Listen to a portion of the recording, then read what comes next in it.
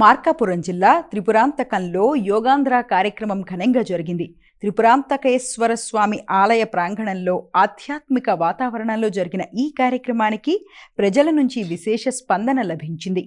యోగా ద్వారా శారీరక ఆరోగ్యము, మానసిక ప్రశాంతత సాధ్యమవుతాయని జిల్లా కలెక్టర్ విజయ్ సునీత పేర్కొన్నారు. రోజువారీ జీవితంలో యోగాభ్యాసాన్ని అలవాటు చేసుకుంటే ఒత్తిడి తగ్గి పని సామర్థ్యం పెరుగుతుందని సూచించారు. చిన్నారుల నుంచి వృద్ధుల వరకు అందరికీ యోగా ఉపయోగకరమని, ఆరోగ్యవంతమైన సమాజ నిర్మాణానికి యోగా దోహదపడుతుందని అన్నారు.